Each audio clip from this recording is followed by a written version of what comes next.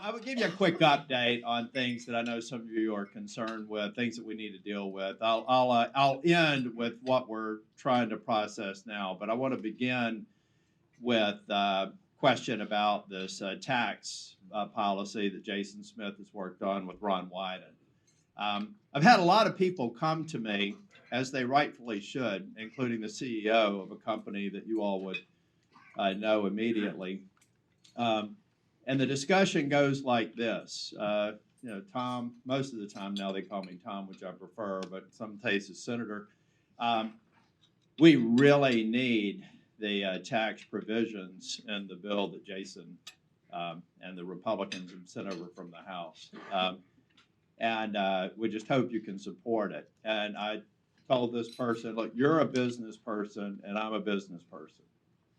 You would be guilty of malpractice if you did not initiate this conversation with me, because your role is to return value to your shareholders, and you have a responsibility to say just what you said to me.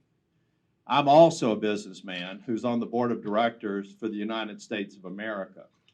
And I'm looking at a policy that's using a fake pay-for that came out of the COVID era. So what you're asking me to do is go further in debt, because anybody who thinks that a pay-for is rooted in a program that did not have a pay-for that cost 4 times as much as it was originally conceived, and the pay-for is clawing back some of what was spent that's related to fraud and abuse, I would be guilty of malpractice if I let it go through in its current form. And the businessman gets it, and that's where I am. I also think that we have a lot of other tax extenders next year that if we don't get passed, it's going to be about a $4 to $6 trillion burden on the United States businesses over the next 10 years. And would it make more sense, and I've said this publicly, you want to pull forward all of the tax extenders and tax provisions that have retired or are set to retire in Jobs and Tax Cuts Act and do it this year? I may even reconsider my position on the fake pay-for, because that would be extraordinary. But we've got to get the provisions of the child tax credit right, and we have to also have a lever going into next year to get the other extenders. So it may just be an area. It's not a disagreement in the what, it's a disagreement in the how and the when. So any of you that wanted to come up to me and pitch me on the tax provision, you know where I stand now. I thought I'd just broadcast that. But we need to get it done. We need to get it done smart. And I have to act like a business person that's sitting on $34 trillion worth of debt, 10 straight years where we are alarmingly close to a failure of our great nation economically, because debt to GDP is, we can't go much further. Or every one of us during our professional working lifetimes are going to be dealing with the fiscal crisis in this country, I believe. So we got to work on the debt. That tax policy is part of it. Now what's happening in D.C., then I'll go to questions. I've talked to someone who's from the British Embassy here this morning. He was over here in a conversation I was having about what, what's before us today, and I have a conference at 9:30. I asked Caleb, where's Caleb? Yeah, Caleb drove me this morning. I said, Caleb, what do you think the odds are I'm getting out of here today? And he said, well, sir, I'm not really sure. I'm going to say 50-50. And I said, Caleb, how many times do I wear a suit on Thursdays? I never wear a suit on Thursdays. Usually I've got the same old silver Costco or gray Costco pants with a dress tie and maybe a sport coat, and I borrow a tie from the cloakroom if I have to go on the floor. These are not my traveling clothes, in spite of the fact that it is a 12-year-old suit. These are not my traveling clothes. I think we have to be here this weekend. We have to be here until we process this supplemental. Here's what I just met with members of the French Parliament this week, and I've spoken with other people. I'm the Republican lead for the Senate NATO Observer Group with Jean Shaheen. Here's what the world's looking at right now. Well, aside from the dumpster fire that's kind of going on with the differences within our conferences and within the two chambers, they're looking at Ukraine invasion, Russia at the doorstep, poised to go to Georgia, and poised to go to Moldova, poised to disrupt Serbia, the Balkans, etc. We look at China sort of probing around like the raptors in Jurassic Park, figuring out what time they can go into Taiwan. We see the Middle East on fire, and we're going, whoops, Thursday, where's the time? We'll take this up 2 weeks from now? Really? Does that make sense? No, I don't think it does. So frankly, I'm willing, able, and excited about being here until we finish the deal. And I think it's irresponsible and cowardly to do anything else. Other than that, I'm non-committal. The fact of the matter is also, if you all see James Langford, thank him. I mean, that man, I called James Langford, and I don't have any problem saying this publicly. I called James Langford 4 months ago. I said, James, I love your bill. I'm going to vote for it. And he said, Tom, I haven't even started negotiating. I said, I know. But what I do know is you're from a ruby red state. You are one of the highest rated conservative people in our conference, and I cannot possibly imagine that you would agree to something that wasn't sound policy. Period. End of story. Tell me how I can help you get other votes after you get it done. Well, time passed, and timing is, in politics, timing is everything, and policy is everything. Frankly, it was held over too long. I believe that it is sound policy, but at the end of the day, I also said that we have to have a majority of our conference for it to be worthwhile. And I've said that publicly for a long time. This is not one of those, and the threshold that you need for votes in one chamber or another is like a fingerprint. It changes every Congress, right? So last Congress, I was known to actually get 12, 13 people, 15 people together and help with the Bipartisan Infrastructure Bill, the CHIPS Act, the Bipartisan Safer Communities Act, the Respect for Marriage Act, the Electoral Count Act, and a couple of others. We didn't need 25 then because we had a different mix to get something to the president's desk. In this cycle, I think it would be irresponsible on something like border security to not have gotten more than half of our conference, a majority of our conference. We couldn't do it. So I reject the narrative that everybody hated the bill. The fact of the matter is we were thinking strategically, and unless we had a majority to put pressure on our colleagues in the House to say a majority of U.S. senators support this bill, it just didn't make sense. That's why we are where we are. But people should disabuse themselves of the notion that only 4 people supported that border policy. But we were working for an outcome. We were working to make a difference, not a point. And time has passed, and we weren't able to get it done, and it's a shame because I think that we'll regret not having some of those capabilities on the book should Donald Trump get into the White House. But we are where we are. Now we need to move on, get the supplemental done, get Ukraine done, Taiwan, and Israel, and then, ideally try and avoid a government shutdown in about 3 weeks, a couple other things. But right now, the first order of business is doing our duty to secure the world. What do y'all want to talk about? Very good, sir. Thank you. Senator, I've got a 2-part question, and compared to all the things you talked about, while this first one is important, it's more long range. So those are obviously more crucial. First part is, can you talk about artificial intelligence, AI? You're a leader in that area. Where do you see that going? Will anything happen this year? And where are we going in the next couple of years? The second part of the question is, do you have a favorite streaming show that you're watching? All right, well, on artificial intelligence, I want more of it. I think that I thought it was really funny, about a year and a half ago, we had tech execs say, maybe we have to put a pause on artificial intelligence for about 6 months. And I'm thinking, maybe that's because they think they're about 6 months behind ChatGPT. I mean, really, guys? I mean, how do you slow down innovation? How do you unring a bell?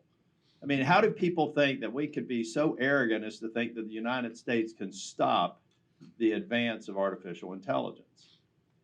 The fact of the matter is it's here, but it's no different than technological innovations. When I was in R&D up at Wayne Laboratories in Boston, our idea of artificial intelligence at the time was being able to scan something in and digitize it and make it meaningful structured data, or to take a voice and digitize it and produce text. Okay, this is just an iteration. It's not some sort of evil being that somehow manifested itself inside of a computer network and is now meeting in some IP address saying, now how do we take those humans over now they've enabled us? I mean, let's just be realistic. We're talking about a new advance in technology that will produce a solution to many of the problems that it creates. But those problems, like social media, people talking about shutting down social media, that's another bell you can't unring. So address the problems. And in fact, I think artificial intelligence is going to be at the root at making these platforms safer. Artificial intelligence is going to be at the root of making sure that you are not going to be able to plagiarize ideas. It's going to help us do a better job of protecting patents. It's going to be in everything that we do. Now, I do believe that we have to have an ethical standard for artificial intelligence. It's sourced out of the United States. It will be the trusted technology platform if you're comparing it to, say, something sourced out of China, Russia, or the Middle East. So we work with our EU partners, come up with a construct, industry standards, and move forward. But at one point last year, we were going to have an AI bill. So what the hell is an AI bill? We were going to have an AI commission. I said, why don't we just think about the technical implications of AI in every one of our work streams for the committees of jurisdiction? Why would we have something that sets out separately? That's like a committee on computers. And so I think that finally that's come home to roost and we're looking at it the right way. But we do need to educate more people within their work streams on what kind of policy implications that there are. Because there's a lot of work to do. I mean, now most people know how to spell it, but very few people really understand. Was good. So I wanted to thank you for your leadership on the Medical Supply Chain Resiliency Act with Senator Carper, but also was interested if you had any thoughts around the issue of creating more domestic manufacturing, bringing more manufacturing back onshore, and any thoughts around that you might have. Yeah, well, I think, in full disclosure, I was a partner of Price Waterhouse in supply chains. We, rewind back to the 1990s. I mean, we'd started pricing ourselves out of the market. So what did you hire a partner at Price Waterhouse to do? It was Price Waterhouse at the time, later become Price Waterhouse Coopers. But what do you hire me to do? Figure out where you could go and manufacture something and continue to be competitive in the United States and globally. And the answer was almost invariably not the United States. So, maybe India, Bangalore, Mumbai for technology platforms, China, other countries, because simply you got to compete. Now we found the thing that happened with COVID is something that, and keep in mind, that was all about just in time. Y'all remember just-in-time manufacturing, vendor managed inventory. I mean, all those sorts of things came out of the late 90s. Made total sense until we realized that we had concentrated so many of our supply links in the supply chain in China. We stress tested it with COVID and it failed the stress test. So now those same businesses that we said at the time, go to China, go to some other jurisdiction, we have to go back and say there's a kink in the slinky. Now we can no longer trust China. Now we know that they'll use their manufacturing links in the supply chain as a strategic weapon. Don't forget that they withheld PPEs. They started playing games. So we know that they're a threat. Should we delink entirely? Am I one that wants zero investment in China? That is dumb-minded and unsustainable. But we got a nearshore or onshore. If we do regulatory reform, if we do tax reform, then we will be able to have a number come back onshore. But I think we also have to be realistic that any business, I can't look at the last or first administration. If I'm advising a client on where to set up shop, I have to game out what it looks like 20 years from now, the horizon for their capital investment. And some people are going to have to hedge and say, yeah, the United States looks pretty good right now, but I don't know if they can be there for the long term. I have to discount it, which naturally takes out some from the business case. Some will stay here, some will go elsewhere. We got to find that elsewhere. And I, for one, think this could be the golden century for the Western Hemisphere. I think that this could be a golden century for Latin South and America if they can get their collective shit together in terms of governance and free market capitalism. And that's why I want to focus on places in addition to the United States. Let's make sure that we get those executives in here. Don't double tax it. Let's remove barriers for people with advanced degrees or advanced skills that are necessary in these fabs and other businesses that we want to be on site. But then let's also be realistic that if we're really smart, we're going to build relationships in this hemisphere with countries that can give them a wonderful opportunity to become prosperous nations. So I think that we'll do everything we can from a tax policy and regulatory policy standpoint to make the numbers work. But I've told people, I think patriotic, I don't think there's such a thing as patriotic decisions in business. You know, I cannot imagine going, you know, Bill, it's going to cost 70% more to be in the United States. So let's just say 30% more.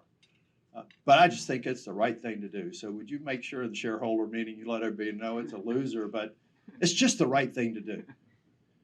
It's only the right thing to do if policymakers in Washington have made it the smart thing to do. And I think with some of these policies, there is a nexus there. I think with the CHIPS Act, with regulatory policies that there are, but we've got to be realistic about it.